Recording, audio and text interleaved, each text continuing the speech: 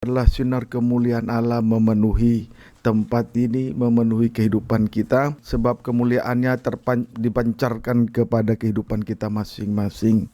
Terpujilah Tuhan. Saya juga tidak lupa menyapa anak-anak Tuhan, umat Tuhan yang sedang mengikuti pemberitaan firman Tuhan lewat live streaming, video internet, YouTube, Facebook, dimanapun Anda berada. Selanjutnya mari kita sambut firman penggembalaan untuk ibadah pemuda remaja tentang studi Yusuf dari Kejadian pasal 41 ayat 50 sampai dengan ayat 52. Demikian firman Tuhan. Sebelum datang tahun kelaparan itu, lahirlah bagi Yusuf 2 orang anak laki-laki yang dilahirkan oleh Asnat, anak Potifera, imam di On. Yusuf memberi nama Manasye kepada anak sulungnya itu, sebab katanya, Allah telah membuat aku lupa sama sekali kepada kesukaranku dan kepada rumah bapakku. Dan kepada anaknya yang kedua diberinya nama Efraim, sebab katanya, Allah membuat aku mendapat anak dalam negeri kesengsaraanku. Puji Tuhan, ditulis saja. Sebelum datang 7 tahun kelaparan itu, lahirlah bagi Yusuf 2 orang anak laki-laki. Yang sulung bernama Manasye, yang kedua bernama Efraim. Selanjutnya mari kita simak arti rohani kedua nama anak laki-laki Yusuf tersebut. Dimulai dari yang sulung, yakni Manasye. Manasye artinya Allah telah membuat Yusuf lupa sama sekali terhadap 2 perkara. Manasye arti rohaninya, Allah telah membuat Yusuf lupa sama sekali terhadap 2 perkara, yaitu 1. Yusuf lupa kepada kesukarannya, 2. Yusuf lupa kepada rumah bapaknya. Puji Tuhan. Selanjutnya kita akan melihat dan memperhatikannya dengan jelas 2 perkara di atas, dimulai dari tentang kesukaran Yusuf. Dimulai dari tentang kesukaran Yusuf. Adapun kesukaran Yusuf dibagi dalam 3 fase. Yang pertama, Yusuf tinggal bersama dengan saudara-saudaranya, ditulis dalam Kejadian 37. Hal itu telah disampaikan beberapa tahun lalu. Yang kedua, Yusuf tinggal di rumah Potifar, Kejadian 39, yang sekarang masih kita perhatikan. Puji Tuhan. Fase yang ketiga, ketika Yusuf berada dalam penjara, itu ditulis dalam Kejadian 40. Namun kita masih berada pada fase yang kedua. Yaitu Yusuf berada di rumah Potifar. Yusuf di rumah Potifar. Kejadian 39.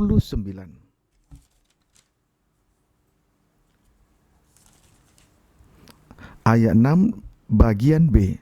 39 ayat 6 bagian B, demikian firman Tuhan.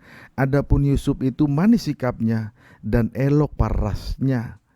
Jelas, adapun Yusuf itu manis sikapnya dan elok parasnya. Jelas hal ini menunjukkan bahwa Yusuf adalah gambaran dari gereja Tuhan yang sempurna, tak bercacat dan tak bercela. Itulah mempelai Tuhan. Gereja yang sempurna berarti mempelai Tuhan. Jadi pendeknya, Yusuf adalah gambaran dari mempelai Kristus. Amin. Saudara, perlu untuk diketahui, keindahan dari mempelai wanita Tuhan dinyatakan di tengah-tengah bangsa kafir, bagaikan Yusuf ada di tanah Mesir. Puji Tuhan. Saudara, untuk menjadi mempelai Tuhan berarti ukurannya adalah pengajaran tabernakel. Nah, sejauh ini kita sudah digembalakan oleh firman pengajaran mempelai dalam terangnya tabernakel, untuk selanjutnya membawa kehidupan kita masuk di dalam pembangunan tubuh Kristus yang sempurna, menjadi tubuh mempelai, kelak berada dalam perjamuan kawin anak domba. Puji Tuhan, itulah sasaran akhir dari perjalanan rohani kita di atas muka bumi ini. Amin, saudaraku. Puji Tuhan, itu tertulis di dalam Wahyu 19 ayat 6 sampai dengan ayat 9. Lanjut kita membaca Kejadian 39 ayat 7. Selang beberapa waktu, istri tuannya memandang Yusuf dengan berahi. Lalu katanya, marilah tidur dengan aku. Namun, kalau kedudukan dari gereja Tuhan sudah berada pada puncaknya, jika kedudukan dari gereja Tuhan sudah berada pada puncaknya, yakni mulia dan indah, maka nanti di sisi lain, lawan atau musuh yang paling dibenci, yaitu dosa kenajisan, akan berusaha untuk menjatuhkan gereja Tuhan, akan berusaha untuk menjatuhkan anak Tuhan dalam perzinahan, seperti istri Potifar memandang Yusuf dengan berahi, lalu berkata, marilah tidur dengan aku. Demikian halnya dalam Wahyu 17 dan 18. Babel besar berusaha untuk menggagalkan pesta nikah anak domba dalam Wahyu pasal yang ke-19. Amin, saudaraku. Puji Tuhan. Lanjut kita akan membaca ayat 8 sampai dengan ayat 9. Kejadian 39 ayat 8 sampai dengan ayat 9. Demikian firman Tuhan. Tetapi Yusuf menolak dan berkata kepada istri tuannya itu, dengan bantuanku, tuanku itu tidak lagi mengatur apa-apa yang ada di rumah ini, dan ia telah menyerahkan segala miliknya pada kekuasaanku.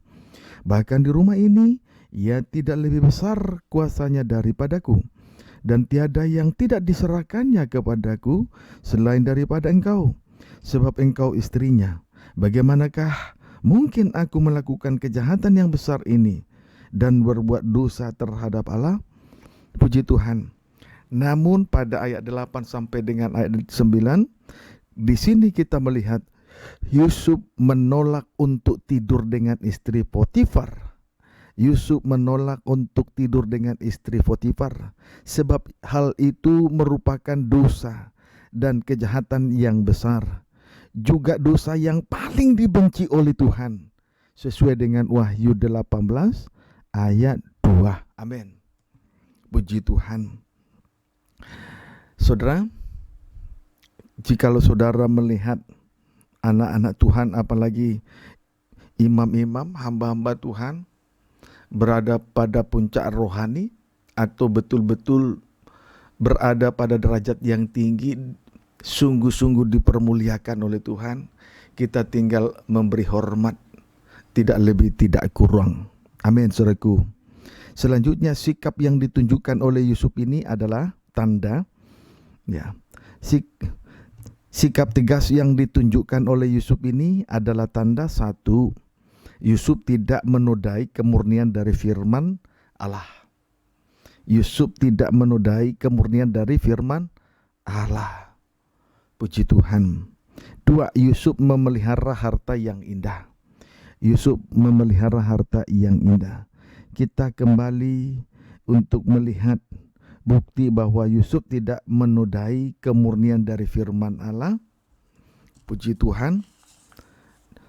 2 minggu berturut-turut kita telah diberkati tentang hal yang pertama, yaitu Yusuf tidak menodai kemurnian dari firman Allah, dan kiranya itu jelas dalam ingatan kita, berarti tanda bahwa firman itu tidak berlalu begitu saja. Amin, saudaraku. Biarlah firman itu hidup di dalam kehidupan kita masing-masing, kehidupan muda remaja, dan kehidupan kita ini menghidupi firman Allah yang hidup dan kuat dan lebih tajam, yang menusuk amat dalam, memisahkan sumsum dan sendi-sendi, jiwa dan roh, dapat membedakan pertimbangan dan pikiran hati manusia. Amin, saudara. Kita awali dulu dari Yeremia 23 ayat 28. Demikian firman Tuhan. Yeremia 23 ayat 28, demikian firman Tuhan. Nabi yang beroleh mimpi, biarlah menceritakan mimpinya itu. Dan nabi yang beroleh firmanku, biarlah menceritakan firmanku itu dengan benar. Selanjutnya, apakah sangkut paut jerami dengan gandum? Demikianlah firman Tuhan. Saudara, nabi yang beroleh mimpi harus menceritakan mimpinya itu dengan benar. Kemudian, nabi yang beroleh firman Tuhan juga menceritakan firman Tuhan itu dengan benar.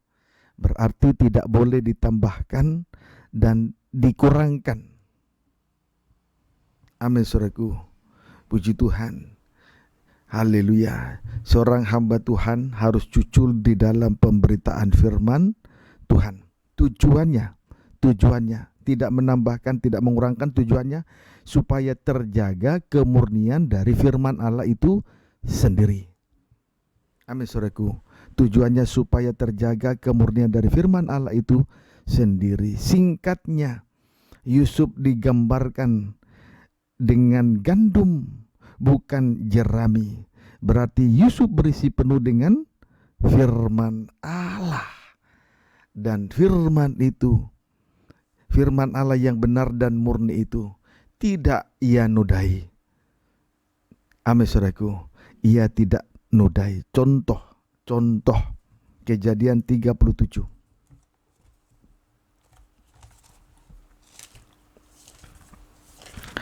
Ayat 5 sampai dengan ayat 9. Kejadian 37 ayat 5 sampai dengan ayat 9. Demikian firman Tuhan. Pada suatu kali bermimpilah Yusuf, lalu mimpinya itu diceritakannya kepada saudara-saudaranya. Sebab itulah mereka lebih benci lagi kepadanya, karena katanya kepada mereka, coba dengarkan mimpi yang kumimpikan ini. Tampak kita sedang di ladang mengikat berkas-berkas gandum. Lalu bangkitlah berkasku dan tegak berdiri. Kemudian datanglah berkas-berkas kamu sekalian, mengelilingi dan sujud menyembah kepada berkasku itu. Lalu saudara-saudaranya berkata kepadanya, apakah engkau ingin menjadi raja atas kami? Apakah engkau ingin berkuasa atas kami?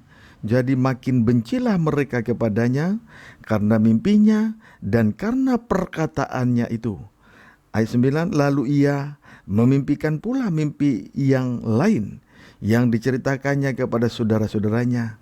Katanya, aku bermimpi pula, tampak matahari, bulan dan 11 bintang sujud menyembah kepadaku. Puji Tuhan. Haleluya. Yusuf bermimpi dan ia pun menceritakan mimpinya itu dengan benar.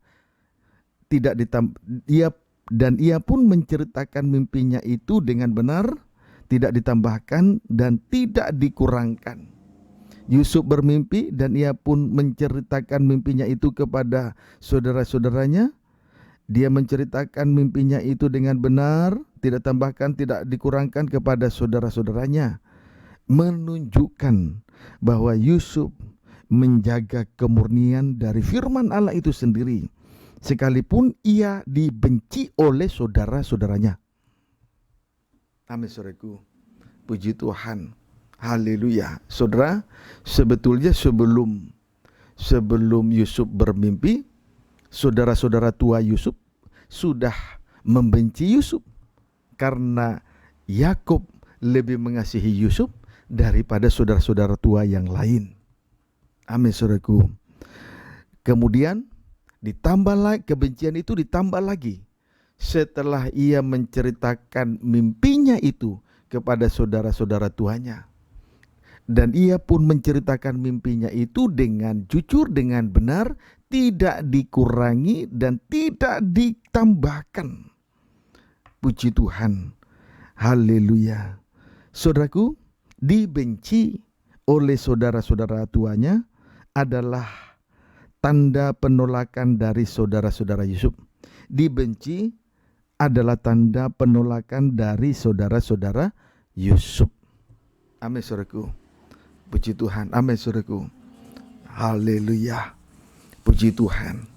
Saudara, Yesus juga pernah mengalami hal yang senada. Ia ditolak oleh saudara-saudaranya sendiri. Bahkan ia tidak diakui oleh bangsanya sendiri. Sampai akhirnya tukang-tukang bangunan, itulah imam-imam kepala, ahli Taurat dan tua-tua, menyalibkan Yesus Kristus. Puji Tuhan. Yohanes 15, Injil Yohanes 15.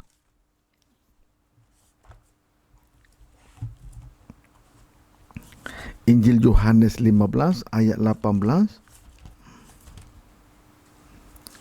sampai dengan ayat 20. Injil Yohanes 15 ayat 18 sampai dengan ayat 20. Demikianlah firman Tuhan. Perikopnya, dunia membenci Yesus dan murid-muridnya. Ayat 18. Jikalau dunia membenci kamu, ingatlah bahwa ia telah lebih dahulu membenci aku daripada kamu. 19. Sekiranya kamu dari dunia, tentulah dunia mengasihi kamu sebagai miliknya. Tetapi karena kamu bukan dari dunia, melainkan aku telah memilih kamu dari dunia, sebab itulah dunia membenci kamu. Ayat 20. Ingatlah apa yang telah kukatakan kepadamu, seorang hamba tidak lebih tinggi daripada tuannya. Jikalau mereka telah menganiaya aku, mereka juga akan menganiaya kamu. Jikalau mereka telah menuruti firmanku, mereka juga akan menuruti perkataanmu. Puji Tuhan. Haleluya. Dunia membenci Yesus dan pengikut-pengikutnya karena dunia menolak firman Tuhan yang disampaikan oleh Yesus anak Allah. Amin, saudaraku. Dunia membenci Yesus dan pengikut-pengikutnya karena dunia menolak firman Tuhan. Kemudian kebencian itu disertai dengan aniaya. Amin, saudaraku. Sebagaimana di dalam ayat 20, seorang hamba tidak lebih tinggi daripada tuannya. Jikalau mereka telah menganiaya aku, mereka juga akan menganiaya kamu. Jikalau mereka telah menuruti firmanku, mereka juga akan menuruti perkataanmu. Jadi saudara, dunia membenci Yesus dan pengikut-pengikutnya karena dunia menolak firman Tuhan. Kemudian kebencian itu disertai dengan aniaya. Disertai dengan aniaya. Puji Tuhan. Haleluya. Lanjut kita membaca ayat 21. Tetapi semuanya itu akan mereka lakukan terhadap kamu karena namaku, sebab mereka tidak mengenal Dia yang telah mengutus aku. Puji Tuhan. Saudara, kebencian itu disertai dengan aniaya. Memang hal itu akan dialami oleh setiap anak-anak Tuhan. Amin, saudaraku. Yang hidup sesuai dengan kemurnian dari kebenaran firman Tuhan. Yang hidup sesuai dengan kemurnian dari kebenaran firman Tuhan. Amin, saudaraku. Itulah yang disebut aniaya karena firman atau sengsara karena salib. Amin, saudaraku. Oleh sebab itu, untuk itu kita tidak perlu heran. Oleh sebab itu, untuk hal itu kita tidak perlu heran. Haleluya. Karena Tuhan sudah terlebih dahulu mengalami aniaya oleh karena kebencian dari dunia tersebut. Puji Tuhan. Amin, saudaraku. Haleluya. Saudara, saya jadi teringat begitu Ishak lepas sapi, anak yang dilahirkan oleh Hagar, budak dari Sarah, itulah Ismail. Ya, sudah terlebih dahulu yang lebih tua daripada Ishak.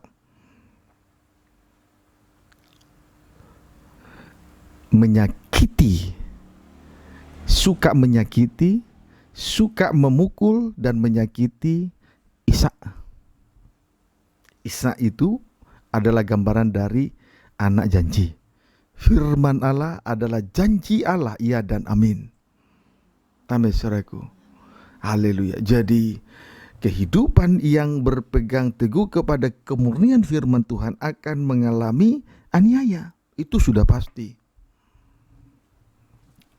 Jadi apa yang dialami oleh Isa itu merupakan nubuatan yang sudah diterima oleh Yesus 2020 tahun yang lalu di atas kayu salib. Yesus adalah janji firman Allah yang dinyatakan oleh kasih Allah kepada kita.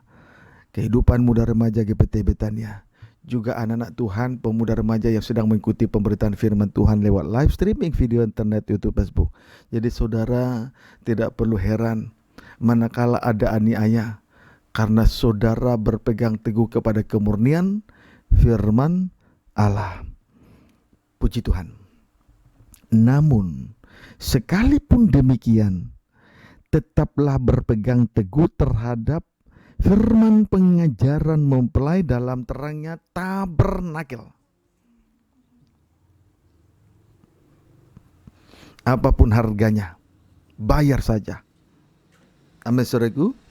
Pengajaran mempelai dalam terangnya tabernakel sudah menjadi harga mati. Loh, kok tidak diaminkan? Pengajaran mempelai sudah menjadi harga mati.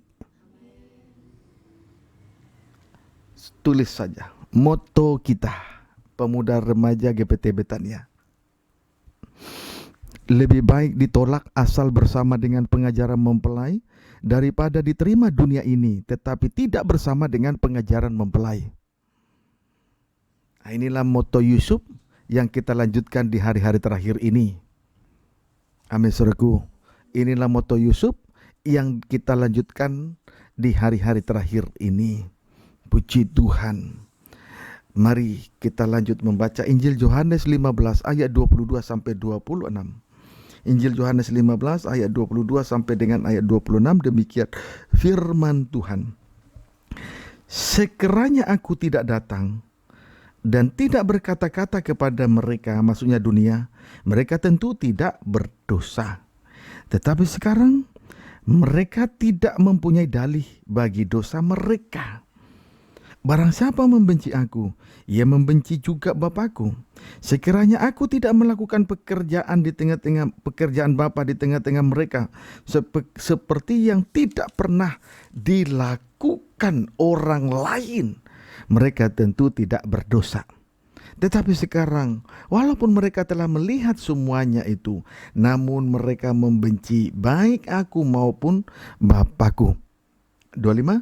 Tetapi firman yang ada tertulis dalam kitab Taurat mereka harus digenapi. Mereka membenci aku tanpa alasan. 26. Jikalau penghibur yang akan kuutus dari Bapa datang, yaitu Roh kebenaran yang keluar dari Bapa, ia akan bersaksi tentang aku. Puji Tuhan. Singkatnya dari apa yang telah kita baca dari pembacaan ayat 22 sampai dengan ayat 26, dunia membenci Yesus tanpa alasan. Amin. Dunia membenci Yesus tanpa alasan. Maka kalau kita juga sekali waktu diperhadapkan dengan hal yang sama, tidak perlu heran. Amin saudaraku. Tidak perlu heran, tidak perlu bertanya-tanya kenapa negara ini tidak adil, kenapa pejabat ini tidak adil. Tidak perlu heran, memang itu harus terjadi. Tidak usah bertanya-tanya kenapa soal ibadah sangat sulit berdiri di gereja di daerah Provinsi Banten. Itu tidak usah heran, kita tidak usah bertanya-tanya. Firman Tuhan sudah menyatakannya dan Yesus sudah terlebih dahulu mengalaminya. Sehingga kalaupun kita alami tidak perlu heran karena Yesus sudah terlebih dahulu mengalaminya. Kehendak Tuhan yang jadi. Amin. Puji Tuhan. Nah, kebencian tanpa alasan menunjukkan bahwa dunia menolak anak maupun Bapa. Dengan lain kata, menolak tabiat dari Allah Trinitas. antara lain: 1. Tidak menuruti firman Allah, ayat 20. 2. Menolak salib Kristus, yaitu kasih Allah, ayat 24. 3. Menolak penghibur, yaitu roh kebenaran, ayat 26. Amin. Puji Tuhan. Haleluya. Kiranya dapat dipahami dengan baik. Sejenak kita kutip lagi dari suratan 1 Yohanes 4 ayat 5.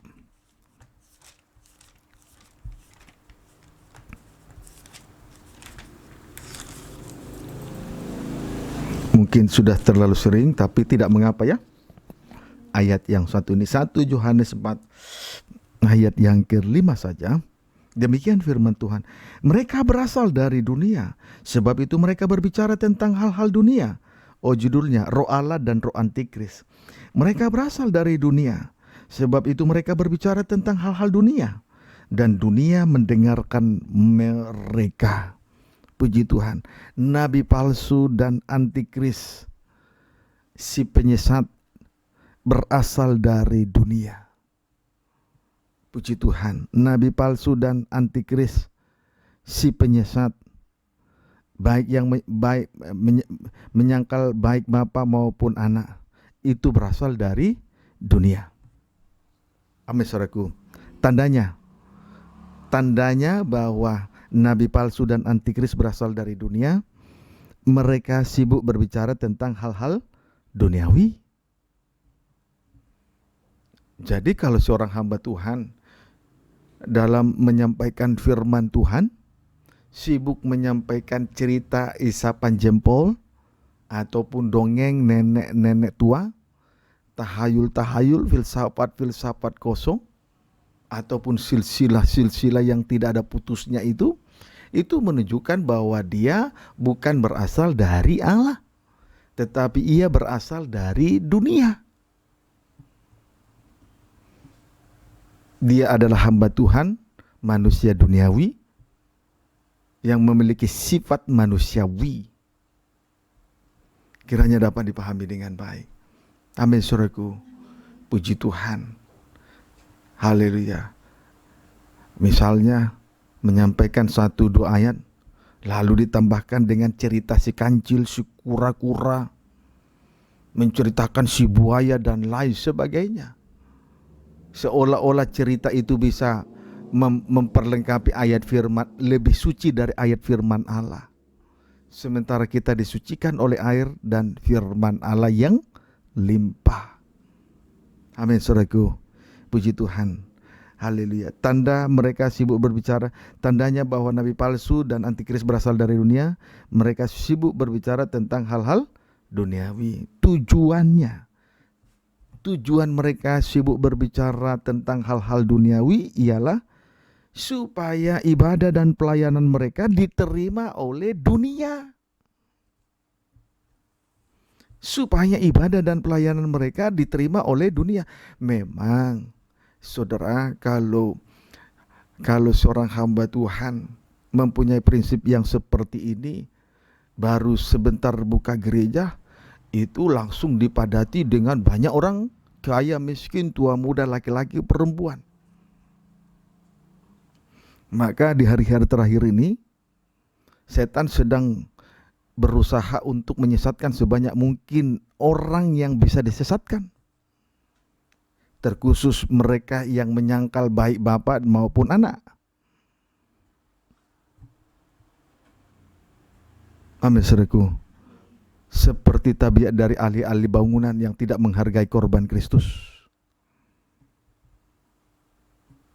Puji Tuhan. Kiranya dapat dipahami dengan baik.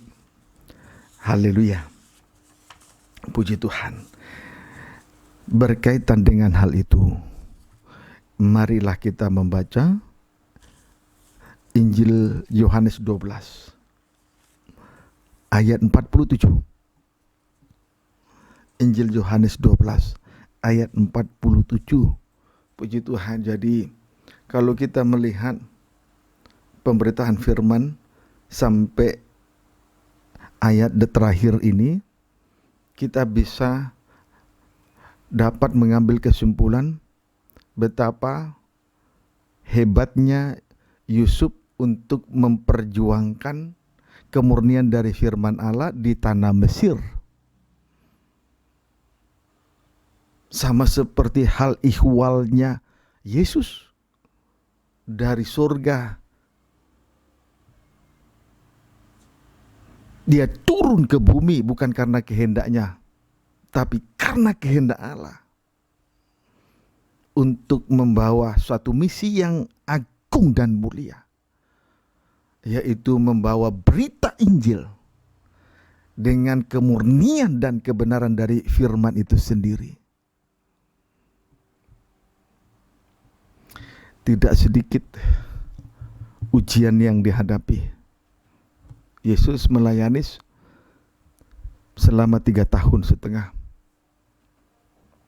Dimulai dari usia 30, setelah ia dibaptis, baru saja dibaptis, Roh Tuhan langsung saja memimpin dia ke padang gurun.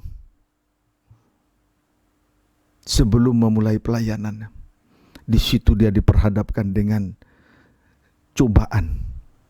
Di situ dia sudah menghadapi peperangan yang begitu hebat. Menghadapi musuh abadi. Itulah iblis atau setan. Di situ terjadi 3 kali peperangan. Soal makanan, soal kedudukan yang tinggi, soal doa penyembahan. Tetapi Tuhan Yesus, anak Allah berkemenangan. Karena dia mengandalkan firman Allah itu sendiri. Sesuai dengan perkataannya, ada tertulis.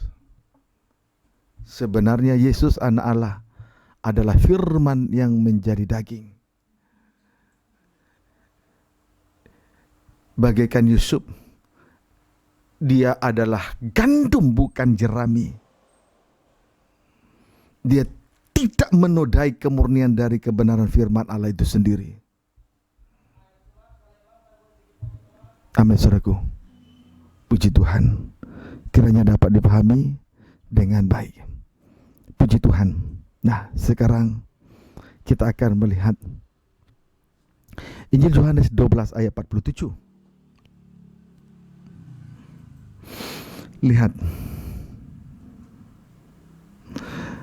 Ayat 44 boleh mulai. Firman Yesus yang menghakimi. Tetapi Yesus berseru katanya, barang siapa percaya kepadaku, ia bukan percaya kepadaku, tetapi kepada dia yang telah mengutus aku. Dan barang siapa melihat aku, ia melihat dia yang telah mengutus aku. Ayat 46, aku telah datang ke dalam dunia sebagai terang, supaya setiap orang yang percaya kepadaku jangan tinggal di dalam kegelapan. Ayat 47, dan jikalau seorang mendengar perkataanku, tetapi tidak melakukannya, aku tidak menjadi hakimnya. Sebab aku datang bukan untuk menghakimi dunia, melainkan untuk menyelamatkannya. Anak manusia datang ke dunia ini bukan untuk menghakimi, melainkan untuk menyelamatkannya. Jadi barang siapa menolak firman Tuhan yang disampaikannya itu, sudah ada hakimnya, yaitu firman Tuhan yang telah disampaikannya itu dengan benar. Amin, saudaraku. Haleluya. Masih sampai dengan ayat 48 tadi. Barang siapa menolak aku dan tidak menerima perkataanku, ia sudah ada hakimnya, yaitu firman yang telah kukatakan. Itulah yang akan menjadi hakimnya pada akhir zaman. Jadi sekali lagi saya sampaikan dengan tandas, anak manusia datang bukan untuk menghakimi, melainkan untuk menyelamatkan dunia. Jadi barang siapa menolak firman Tuhan, sudah ada hakimnya, yaitu firman Tuhan yang telah disampaikannya itu dengan benar. Amin, saudaraku. Puji Tuhan. Haleluya. Nah, sekarang kita lihat dulu ke pembuktian dari kebenaran firman Tuhan ini di dalam Wahyu 19 ayat 11. dan 15. Mari kita baca firman Allah. Puji Tuhan. Tadi Yesus datang ke dunia bukan untuk menghakimi, tapi untuk menyelamatkan. Jadi barang siapa menolak firman Tuhan, sudah ada hakimnya, yaitu firman Allah itu sendiri. Amin, saudara. Mari kita lihat pembuktian atau keabsahan dari firman Allah itu sendiri dalam Wahyu 19 ayat 11 dan ayat yang ke-15. Demikian firman Tuhan. Lalu aku melihat surga terbuka. Sesungguhnya ada seekor kuda putih, dan ia yang menungganginya bernama Yang Setia dan Yang Benar. Ia menghakimi dan berperang dengan adil. Puji Tuhan. Haleluya. Ia menghakimi dan berperang dengan adil. Ayat 15. Menghakimi dan berperang dengan adil. Ayat 15. Dan dari mulutnya keluarlah sebilah pedang tajam yang akan memukul segala bangsa, dan ia akan menggembalakan mereka dengan gada besi, dan ia akan memeras anggur dalam kilangan anggur, yaitu kegeraman murka Allah yang maha kuasa. Jadi jelas ayat 11 dan ayat 15 itu merupakan hari penghakiman. Amin, saudaraku. Hari penghakiman di mana firman Allah itu sendiri yang menjadi hakimnya. Di mana firman Allah itu sendiri yang merupakan sebilah pedang tajam yang menjadi hakimnya. Kiranya dapat dipahami dengan baik. Amin. Puji Tuhan. Maka saudaraku, itu sebabnya saya sampai di atas tadi saya sampaikan dengan tandas, lebih baik kita ditolak oleh dunia ini asal bersama dengan pengajaran mempelai dalam terangnya tabernakel, daripada diterima oleh dunia ini tapi tidak bersama dengan pengajaran mempelai. Apa artinya kita memiliki seisi dunia ini kalau toh juga ada pembalasan? Itulah hari penghakiman, di mana firman Allah itu sendiri yang menjadi hakimnya. Lalu kita mati binasa pada hari penghakiman oleh firman Allah. Nah, untuk apa? Itu sebabnya lebih baik kita ditolak oleh dunia asal bersama dengan pengajaran mempelai dalam terangnya tabernakel, daripada diterima oleh dunia ini tapi binasa pada hari penghakiman, di mana firman Allah itu sendiri menjadi hakimnya. Setuju? Puji Tuhan. Haleluya. Sekarang kita kembali membaca Injil Yohanes 15. Injil Yohanes 15 ayat 27. Injil Yohanes 15 ayat 27. Tetapi kamu juga harus bersaksi, karena kamu dari semula bersama-sama dengan aku. Jadi intinya adalah sekalipun ditolak, firman Tuhan tetap disampaikan.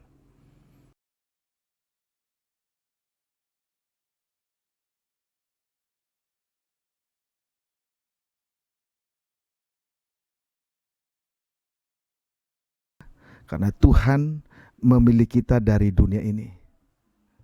Karena Tuhan yang memilih kita. Amin. Puji Tuhan. Apapun resikonya. Puji Tuhan. Haleluya.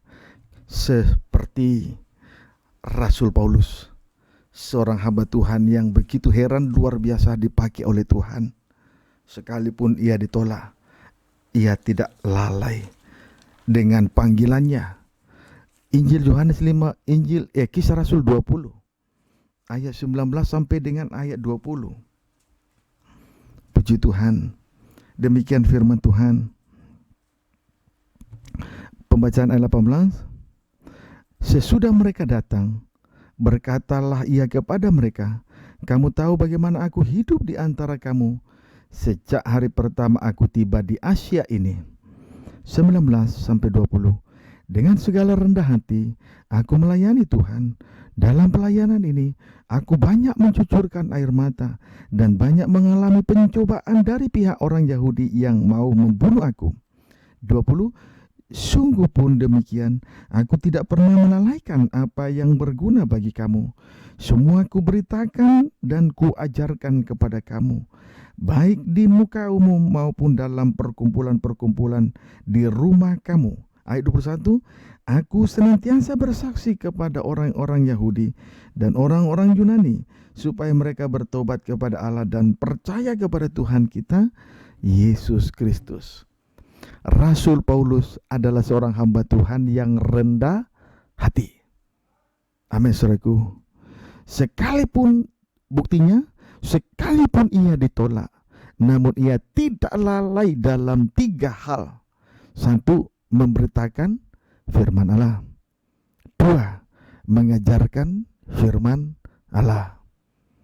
3, bersaksi dari hal firman Allah.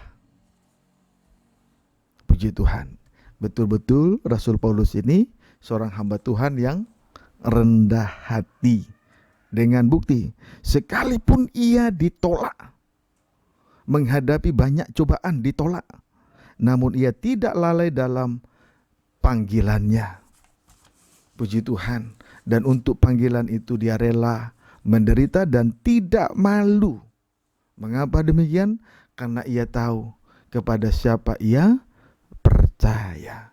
Kalau kita datang beribadah dan melayani Tuhan, kalau kita ada dalam himpunan ini, kita beribadah kepada Tuhan. Dan imam-imam melayani kepada Tuhan, bukan melayani diri sendiri, bukan melayani karena kepentingan diri sendiri. Amin, saudaraku. Kita kembali membaca Kejadian 37.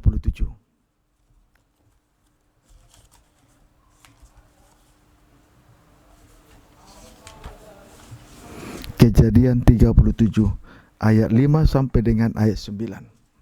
Demikian firman Tuhan.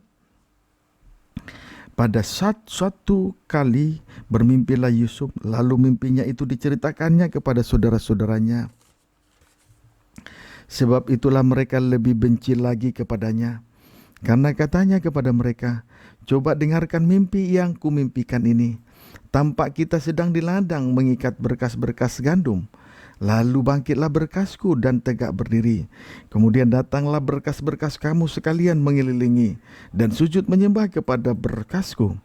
8. Lalu saudara-saudaranya berkata kepadanya, apakah engkau ingin menjadi raja atas kami? Apakah engkau ingin berkuasa atas kami? Jadi makin bencilah mereka kepadanya karena mimpinya dan karena perkataannya itu. Ayat 9. Lalu ia memimpikan pula mimpinya yang lain, yang diceritakannya kepada saudara-saudaranya. Katanya, aku bermimpi pula, tampak matahari, bulan, dan 11 bintang sujud menyembah kepadaku. Puji Tuhan. Marilah kita melihat kedua mimpi Yusuf tersebut. Yang pertama, Yusuf bersama dengan saudara-saudaranya di ladang mengikat berkas-berkas gandum. Itu mimpi yang pertama. Yusuf dan saudara-saudaranya di ladang mengikat berkas-berkas gandum. Yusuf dan saudara-saudaranya di ladang mengikat berkas-berkas gandum. Strip pertama, satu ikat berkas gandum Yusuf bangkit tegak berdiri. Strip yang kedua, 11 ikat berkas gandum saudara-saudaranya datang mengelilingi dan sujud menyembah berkas Yusuf. Puji Tuhan. Menunjukkan bahwa Yusuf adalah gambaran dari Gunung Sion, yakni mempelai Tuhan. Amin, saudaraku. Puji Tuhan. Haleluya. Saudara, di hari-hari terakhir akan nyata, saudaraku, gunung Sion akan tegak berdiri di hulu gunung-gunung, menjulang tinggi di atas bukit-bukit. Puji Tuhan. Ya, bagaikan satu ikat berkas gandum milik Yusuf. Nah, oleh karenanya maka nanti bangsa-bangsa, seluruh bangsa akan berduyun-duyun datang dan naik ke atas gunung Sion. Karena mereka menyadari bahwa dari gunung Sion akan keluar pengajaran dan firman Tuhan dari Yerusalem. Puji Tuhan, itulah satu ikat berkas gandum. Satu ikat berkas gandum Yusuf bangkit atau tegak berdiri. Puji Tuhan. Kemudian 11 ikat berkas gandum saudara-saudaranya mengelilingi dan sujud menyembah. Puji Tuhan. Haleluya. Peristiwa ini telah dinubuatkan oleh Nabi Yesaya di dalam Yesaya pasal 2 ayat 2 sampai dengan ayat 3. Amin, saudaraku. Puji Tuhan. Haleluya. Jadi mengapa bangsa-bangsa naik ke atas gunung Sion? Karena dari Sion keluar pengajaran dan firman Tuhan dari Yerusalem. Puji Tuhan. Manfaat dari pengajaran ialah, sedangkan manfaat dari pengajaran ialah mengajar kita tentang jalan-jalan Tuhan. Saudara, perlu untuk diketahui jalan-jalan Tuhan adalah jalan-jalan yang tak terselami oleh akal dan pikiran manusia. Seperti Salomo, dia mengakui tentang jalan-jalan Tuhan tidak terselami oleh akal dan pikirannya, sekalipun ia memiliki hikmat. Amin, saudaraku. Amin, saudaraku. Kemudian tadi firman Tuhan dari Yerusalem, manfaat dari firman Tuhan dari Yerusalem adalah supaya kita berjalan menempuhnya. Artinya mengikuti contoh teladan dari Yerusalem, yaitu orang-orang yang melayani Tuhan. Amin, saudaraku. Untuk mengikuti contoh teladan dari Yerusalem. Orang-orang yang di Yerusalem itulah orang-orang yang melayani pekerjaan Tuhan. Amin, saudaraku. Puji Tuhan. Kiranya dapat dipahami dengan baik. Lalu Kejadian 37 ayat yang ke-8. Lalu saudara-saudaranya berkata kepadanya, apakah engkau ingin menjadi raja atas kami? Apakah engkau ingin berkuasa atas kami? Jadi makin bencilah mereka kepadanya karena mimpinya dan karena perkataannya itu. Kemudian saudara, makin bencilah saudara-saudara Yusuf oleh mimpinya dan oleh karena perkataannya itu sendiri. Amin, saudaraku. Puji Tuhan. Haleluya. Kemudian yang kedua, mimpi Yusuf yang kedua. Mimpi Yusuf yang kedua, tampak matahari, bulan, dan 11 bintang sujud menyembah kepada Yusuf. Yang kedua, mimpi Yusuf yang kedua, tampak matahari, bulan, dan 11 bintang sujud menyembah kepada Yusuf. Puji Tuhan. Pada minggu yang lalu, mimpi Yusuf yang pada bagian pertama telah disampaikan ya. Sudah sampaikan. Tibalah kita untuk memperhatikan mimpi Yusuf bagian yang kedua, yaitu tampak matahari, bulan, dan 11 bintang sujud menyembah kepada Yusuf. Puji Tuhan. Hal yang serupa tentang 3 benda penerang tersebut dapat kita lihat di dalam Wahyu.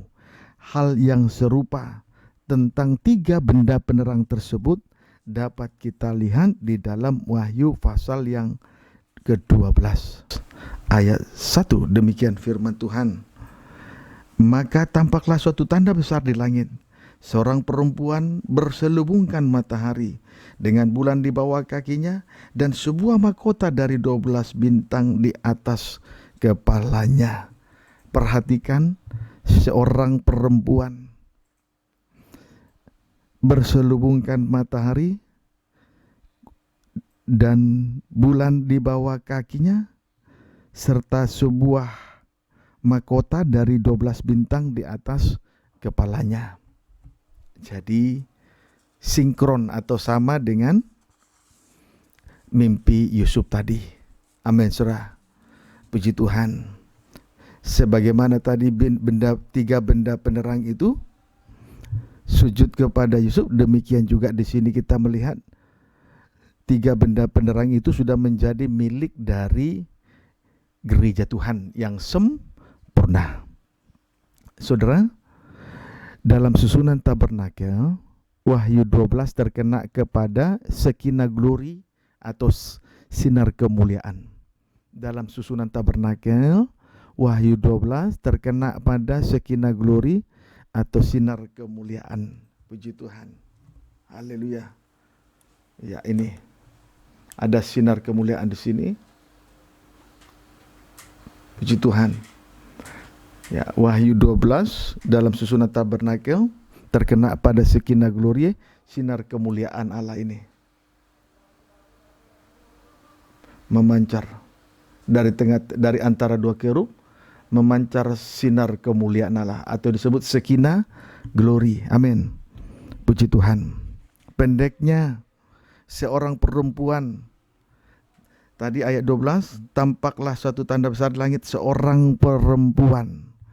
Seorang perempuan menunjuk gereja Tuhan yang sempurna, berada di dalam sinar kemuliaan. Pendeknya, seorang perempuan menunjuk gereja Tuhan yang sempurna, berada di dalam sinar kemuliaan atau Shekinah glory. Puji Tuhan. Dengan tiga tanda sebagai naungan dari Allah Trinitas. Sebagai tiga tanda dengan tiga tanda sebagai naungan dari Allah Trinitas, yaitu satu, berselubungkan matahari, dua, bulan di bawah kaki, tiga, sebuah mahkota dari 12 bintang di atas kepala. Ada tiga benda penerang di cakrawala telah menjadi milik dari mempelai perempuan, yakni strip pertama, berselubungkan matahari. Puji Tuhan. Ini adalah merupakan gambaran dari kasih Allah telah menyelubungi gereja yang sempurna. Ini merupakan gambaran dari kasih Allah telah menyelubungi gereja yang sempurna. Amin, saudaraku. Mari kita melihat Injil Matius 13. Injil Matius 13 ayat 43, demikian firman Tuhan. Injil Matius 13 ayat 43, demikian firman Tuhan. Pada waktu itulah orang-orang benar akan bercahaya, bercahaya seperti matahari dalam kerajaan Bapa mereka. Siapa bertelinga hendaklah ia mendengar. Puji Tuhan. Jadi saudara, kehidupan dari anak-anak Tuhan yang telah dikerjakan oleh firman Allah akan bersinar bercahaya seperti matahari. Amin, saudaraku. Puji Tuhan. Haleluya. Akan bersinar dan bercahaya seperti matahari. Itulah kemuliaan dari kasih Allah Bapa. Puji Tuhan. Haleluya. Mari kita lihat lanjut di dalam Injil Matius 24. Injil Matius 24 ayat 27 sampai 28. Demikian firman Tuhan. Sama seperti kilat memancar dari sebelah timur dan melontarkan cahayanya sampai ke barat, demikian pula lah kelak kedatangan Anak Manusia. Jadi gereja yang sempurna itu dikaitkan dengan kedatangan Anak Manusia. Amin, saudaraku. Berarti sudah berada dalam Shekinah glory. Amin, saudaraku. Sinar kemuliaan Allah. Kemudian selanjutnya di sini, di mana ada bangkai, di situ burung nasar berkerumun. Jadi anak-anak Tuhan itu akan dipersatukan, lalu dipersatukan untuk makan tubuh dan darah Yesus Kristus. Amin, saudaraku. Di dalam kemuliaan Di dalam kemuliaan itu anak-anak Tuhan dipersatukan untuk menikmati tubuh dan darah Yesus. Dipersatukan untuk menikmati tubuh dan darah Yesus. Amin, saudara. Puji Tuhan. Haleluya. Yohanes 6. Injil Yohanes 6.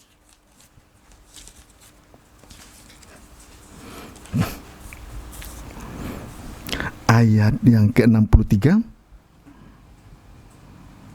Ayat 63, boleh ayat 60 dulu. Ayat 54 sampai dengan ayat 58. Yesus berbicara kepada orang banyak soal tubuh dan darah yang adalah makanan dan minuman. Benar-benar makanan, berbicara soal tubuh dan darah, di mana tubuhnya, dagingnya benar-benar makanan dan darahnya benar-benar minuman. Itu Injil Yohanes 6 ayat 54 sampai dengan ayat 58. Kemudian kita lihat reaksi dari orang yang mendengar. Ayat 60. Sesudah mendengar semuanya itu, banyak dari murid-murid Yesus yang berkata, perkataan ini keras, siapa yang sanggup mendengarkannya? Tetapi bagi murid-murid, 12 murid. Sebaliknya bagi 12 murid. Lihat ayat 63 dan 67 sampai 68. Demikian firman Tuhan. Rohlah yang memberi hidup. Daging sama sekali tidak berguna. Perkataan-perkataan yang kukatakan kepadamu adalah roh dan hidup. Ayat 67. Maka kata Yesus kepada ke-12 muridnya, apakah kamu tidak mau pergi juga? Ayat 68. Jawab Simon Petrus, jawab 12 murid yang diwakilkan oleh Simon Petrus, Tuhan, kepada siapakah kami akan pergi? Perkataanmu adalah perkataan hidup yang kekal. Puji Tuhan. Jadi kehidupan daripada anak-anak Tuhan, gereja Tuhan yang sempurna, dipersekutukan dengan tubuh dan darah Yesus, yang merupakan itulah perkataan-perkataan yang hidup yang kekal. Puji Tuhan. Amin, saudaraku. Hidup yang kekal kiranya dapat dipahami dengan baik. Nah, itulah kasih Allah. Yesus telah menyerahkan segenap hidupnya di atas kayu salib. Tanda bahwa kasih Allah itu besar akan dunia ini. Amin, saudaraku. Puji Tuhan. Demikianlah firman Allah membawa kehidupan kita sampai kepada kemuliaannya, bagaikan terang matahari yang merupakan gambaran dari kasih dari Allah. Puji Tuhan, kiranya dapat dipahami dengan baik. Kelanjutan dari ayat ini kita dapat temukan dalam Daniel pasal yang ke-12. Daniel 12 ayat yang kedua. Demikian firman Tuhan. Dan banyak dari antara orang-orang yang telah tidur di dalam debu tanah akan bangun. Puji Tuhan. Tadi perkataan-perkataanmu tadi dikatakan, perkataanmu adalah perkataan hidup yang kekal. Puji Tuhan. Di sini di ayat 2 ini, banyak dari antara orang-orang yang telah tidur di dalam debu tanah akan bangun. Sebagian untuk mendapat hidup yang kekal, sebagian untuk mengalami kehinaan dan kengerian yang kekal. Saudara, mereka orang-orang yang telah tidur di dalam debu tanah akan bangun. Sebagian untuk mendapat hidup yang kekal. Saudara, kehidupan kita ini sudah bukan lagi debu tanah yang hina, tetapi kita hidup oleh karena tubuh dan darah. Perkataan-perkataanmu adalah perkataan hidup yang kekal. Kita dibangunkan dari debu tanah untuk memperoleh hidup yang kekal. Dapat dipahami? Puji Tuhan. Kiranya dapat dipahami dengan baik. Nah, jadi saudara, selanjutnya dengan bulan di bawah kakinya. dengan bulan di bawah, tentang dengan bulan di bawah kakinya, menunjuk gereja Tuhan berdiri di atas korban Kristus. Dengan bulan di bawah kakinya menunjuk gereja Tuhan berdiri di atas korban Kristus. Pendeknya, firman Tuhan membawa kita untuk berada di tempat yang kuat. Amin, saudaraku. Puji Tuhan. Dengan bulan di bawah kakinya menunjuk gereja Tuhan berdiri di atas korban Kristus. Pendeknya, firman Tuhan itu membawa kita untuk berada di tempat yang kuat. Mari kita melihat contohnya. Injil Matius 7 ayat 24-25. Demikian firman Tuhan. Dua macam dasar. Setiap orang yang mendengar perkataanku ini dan melakukannya, ia sama dengan orang yang bijaksana yang mendirikan rumahnya di atas batu. 25. Kemudian turunlah hujan dan datanglah banjir, lalu angin melanda rumah itu, tetapi rumah itu tidak rubuh sebab didirikan di atas batu. Puji Tuhan, kita melihat di sini rumah yang didirikan di atas batu. Puji Tuhan, saudaraku, arti rohaninya untuk kita sekarang adalah berdiri di atas korban Kristus. Ya, berdiri di atas korban Kristus bagaikan perempuan tadi, seorang perempuan dengan bulan di bawah kakinya. Arti rohaninya gereja Tuhan berdiri di atas korban Kristus. Puji Tuhan. Haleluya. Saudara, kalau rumah dibangun di atas korban Kristus seperti rumah dibangun di atas batu, dia akan memiliki kekuatan yang luar biasa. Sekalipun harus menghadapi ujian, dia sanggup menghadapi ujian. Dia kuat menghadapi ujian, tidak goyah terhadap ujian. Amin, saudaraku. Kalau kehidupan rohani kita dibangun di atas korban Kristus, kita kuat menghadapi 3 jenis ujian. Yang pertama, turunlah hujan. Yang pertama, turunlah hujan. Itu merupakan ujian yang berasal dari roh-roh jahat atau penghulu di udara yang gelap dengan segala tipu dayanya. Amin, saudaraku. Ujian yang dari atas itu turunlah hujan itu merupakan ujian yang datang dari atas. Itulah penghulu dunia yang gelap atau roh-roh jahat di udara dengan segala tipu dayanya. Puji Tuhan. Yesus ketika disalibkan dan penyaliban Yesus itu dimulai dari Taman Getsemane. Sampai akhirnya disalibkan di atas bukit Golgota.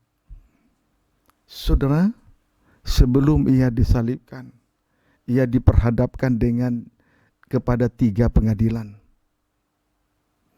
Yang pertama, pengadilan agama di hadapan imam besar Kayafas. Yang kedua, Pilatus. Yang ketiga, Raja Herodes. Kemudian kembali kepada Pilatus. Puji Tuhan. Haleluya. Dan ketika dia diperhadapkan di 3 pengadilan ini, Yesus tidak terperangkap dengan tipu daya daripada iblis setan. Sekalipun di situ tampil saksi-saksi dusta, menyatakan saksi yang menyaksikan sesuatu yang tidak benar, tetapi Yesus tetap berdiam diri. Andai kata Yesus membalas kejahatan dengan kejahatan, oleh karena saksi-saksi dusta tersebut, maka Yesus terperangkap dengan tipu daya daripada iblis setan. Maka rencana Allah yang besar gagal. Amin, saudaraku. Puji Tuhan, itu sebabnya Yesus rela disalibkan. Yesus adalah gunung batu yang teguh. Itulah gambaran dari korban Kristus. Kalau rumah dibangun di atas dasar batu, rumah itu kuat. Sekalipun menghadapi ujian. Yang pertama, turunlah hujan, gambaran dari roh jahat di udara dengan segala tipu muslihatnya. Jadi perlu juga saya sampaikan, perjuangan kita bukanlah melawan darah dan daging, tetapi bukan melawan darah dan daging, tetapi melawan tipu daya daripada roh jahat di udara. Kalau kita membalas kejahatan dengan kejahatan, rencana Allah gagal. Amin, saudaraku. Puji Tuhan. Banyak kekurangan yang dilihat oleh mata, tetapi itu tidak perlu diperbesar-besarkan. Amin, saudaraku. Puji Tuhan. Kiranya dapat dipahami dengan baik. Haleluya. Kemudian ujian yang kedua. Datanglah banjir. Datanglah banjir. Ini adalah gambaran dari dosa kenajisan yang sedang melanda dunia ini.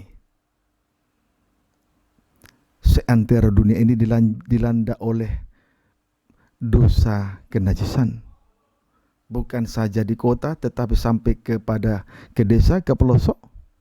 Bukan saja melanda orang yang cakap, ganteng, cantik, tetapi juga melanda orang yang tua, muda, tidak memandang bulu.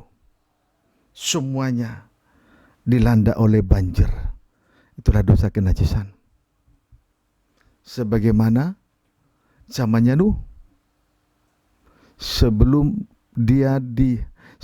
ia masuk ke bahtera itu, menyelesaikan bahtera dan masuk ke bahtera, sebelum banjir itu datang, orang-orang zamannya Nuh itu sibuk dengan dosa makan dan minum. Lanjut dengan dosa kawin dan mengawinkan, itu dosa seks bebas. Sampai pada akhirnya banjir besar menghabisi mereka, kecuali Nuh dan keluarganya. Ada 8 orang diselamatkan. Puji Tuhan.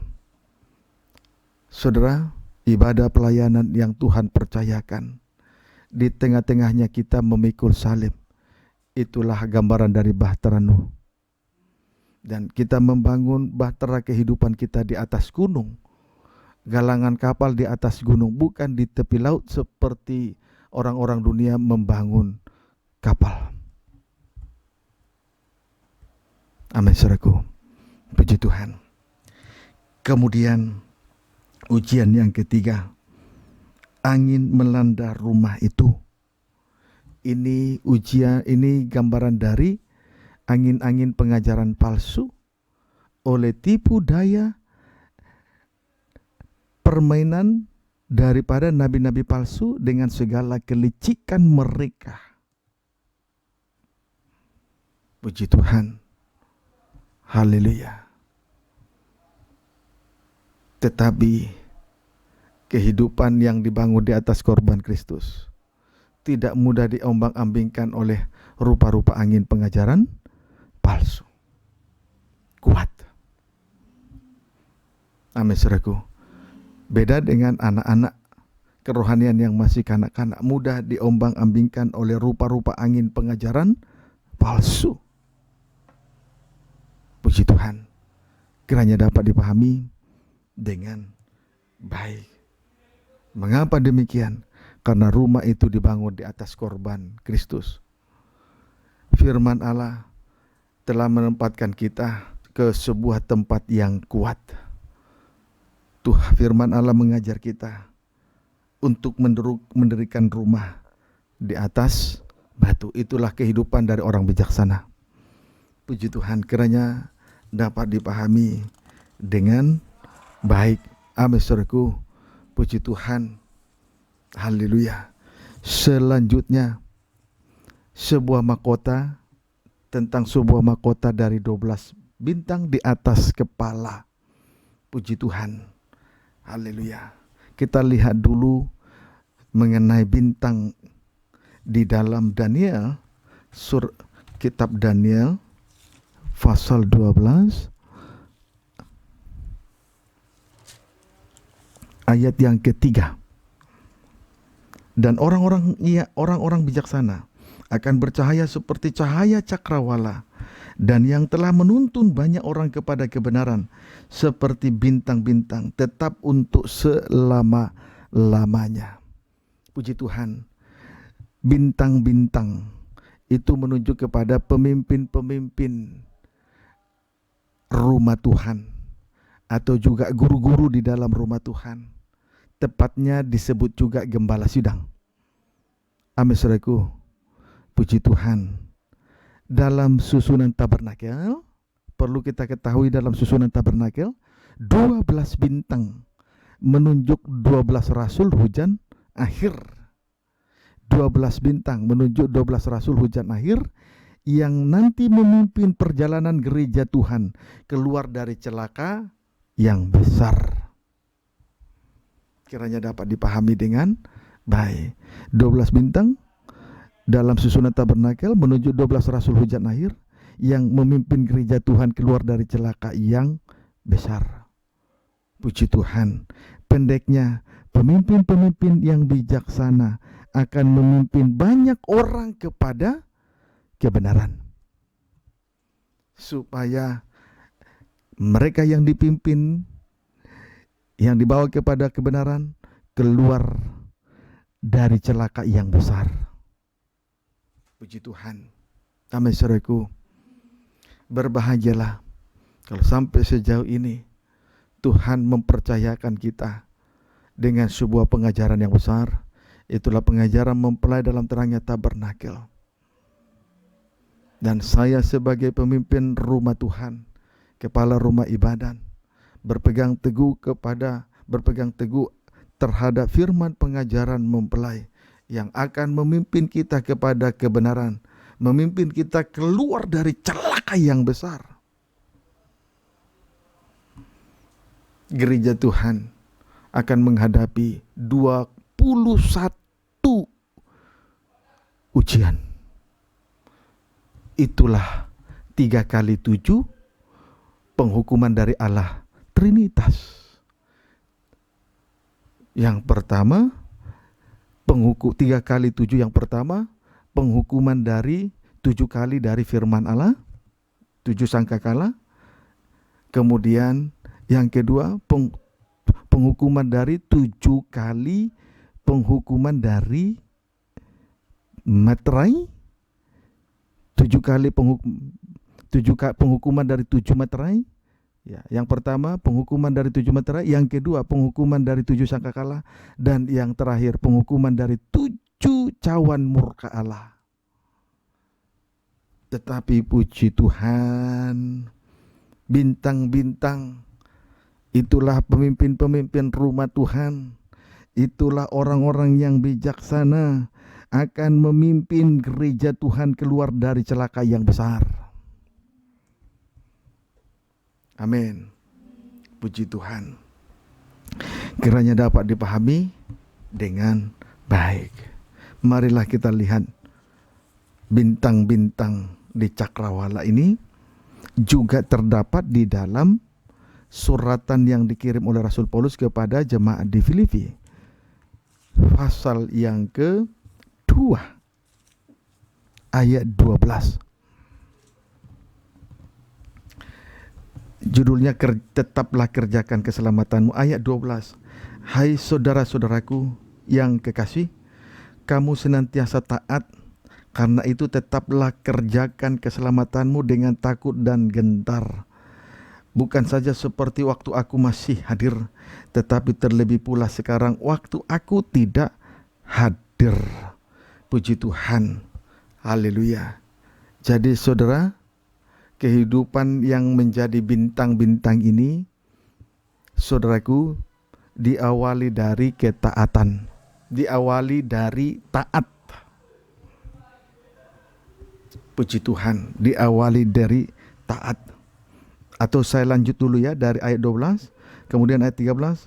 Karena Allah yang mengerjakan di dalam kamu baik kemauan maupun pekerjaan menurut kerelaannya, lakukanlah segala sesuatu dengan tidak bersungut-sungut dan berbantah-bantah, supaya kamu tiada beraib dan tiada bernoda, sebagai anak-anak Allah yang tidak bercelah di tengah-tengah angkatan yang bengkok hatinya dan yang sesat ini, sehingga kamu bercahaya di antara mereka seperti bintang-bintang di dunia. Lihat, kehidupan seperti bintang-bintang, bintang-bintang di cakrawala. Saudara, untuk menjadi bintang-bintang di cakrawala, yang harus diperhatikan pertama, taat. Ya, taat. Puji Tuhan. Puji Tuhan. Taat. Tujuannya adalah mengerjakan keselamatan dengan takut dan gentar. Taat tujuannya untuk mengerjakan keselamatan itu dengan takut dan gentar. Apa yang dimaksud dengan takut dan gentar? Sama seperti yang dinyatakan oleh Rasul Paulus kepada jemaat di Filipi ini.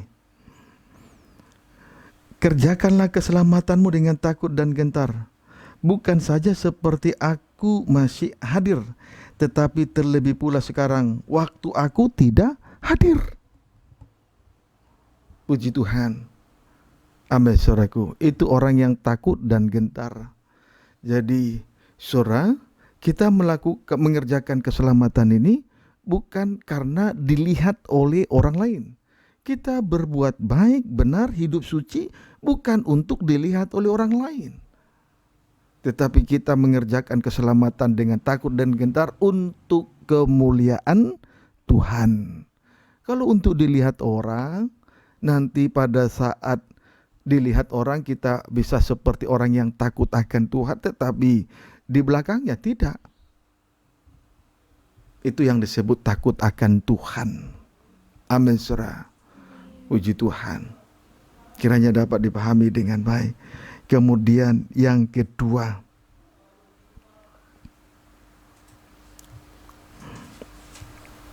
mempunyai dua hal. Satu, kemauan yang dari Tuhan. Ya, mempunyai kemauan menurut kerelaan Tuhan. Amin. Yang B, mempunyai pekerjaan menurut kerelaan Tuhan. Jadi kemauan yang kita miliki di tengah ibadah dan pelayanan ini itu adalah karena kerelaan Tuhan. Amin. Kemudian pekerjaan yang kita punya di tengah ibadah ini adalah kerelaan Tuhan. Puji Tuhan. Kalau kita mempunyai kemauan karena kepentingan, itu bukan berasal dari Tuhan. Menjadi seorang imam misalnya, menjadi seorang imam karena untuk mencari puji-pujian dan hormat, itu kemauan yang dari diri sendiri, bukan dari Tuhan. Amin. Demikian halnya dengan pekerjaan yang kita sedang sibuk kita kerjakan di tengah ibadah dan pelayanan ini. Itu juga merupakan kerelaan dari Tuhan. Dan kalau kita kerjakan itu karena kepentingan diri, itu bukan kerelaan Tuhan. Amin. Puji Tuhan. Haleluya. Jadi, saudara, kita bisa melihat betapa besarnya tanggung jawab dari bintang-bintang di cakrawala. Itulah pemimpin di dalam rumah Tuhan, guru-guru dalam kebenaran, untuk memimpin bangsa-bangsa, sidang jemaat, untuk dibawa kepada kebenaran, sehingga keluar dari celaka yang besar ini. Jadi, anak-anak Tuhan, dimanapun Anda sekarang sedang memperhatikan firman ini, perhatikanlah baik-baik. Hamba Tuhan bukan untuk pamer, tapi hamba Tuhan harus menjadi bintang-bintang di cakrawala, bercahaya di antara orang-orang yang sesat, orang-orang yang bengkok hatinya dan yang sesat. Kiranya dapat dipahami dengan baik. Barulah yang ketiga ayat 16. Filipi 2 ayat 16. Sambil berpegang pada firman kehidupan. Sambil berpegang pada firman kehidupan. Tujuannya agar kita dapat bermega pada hari Kristus. Puji Tuhan, itulah firman kehidupan. Firman kehidupan adalah firman kasih karunia. Amin, saudaraku. Puji Tuhan. Kiranya dapat dipahami dengan baik. Jadi saudara, itulah mimpi Yusuf yang kedua. Amin, saudaraku. Tampaklah matahari, bulan, dan 11 bintang. Puji Tuhan. Kemudian 3 benda penerang ini juga ditemukan di dalam kitab Wahyu pasal 12 ayat 1. Dan itu sudah menjadi milik gereja Tuhan yang sempurna. Kiranya dapat dipahami dengan baik. Singkatnya, gereja yang sempurna itulah mempelai Tuhan, berada dalam naungan Allah Trinitas. Puji Tuhan, berada dalam naungan Allah Trinitas.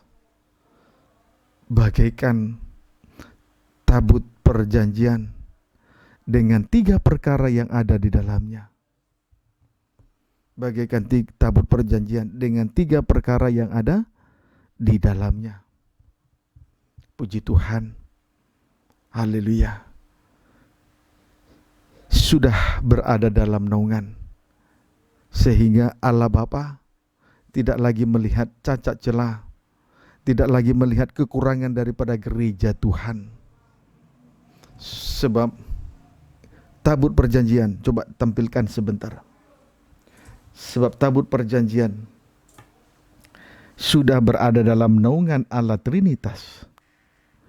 Dan apa yang dikerjakan oleh Yesus anak Allah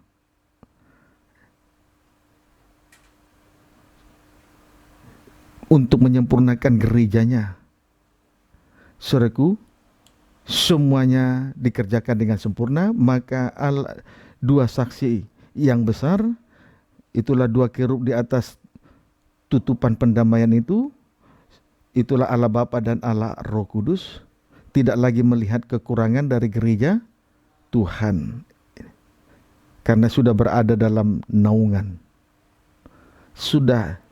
Tidak semuanya sudah tertutupi oleh naungan Allah Trinitas. Tidak terlihat lagi cacat celah.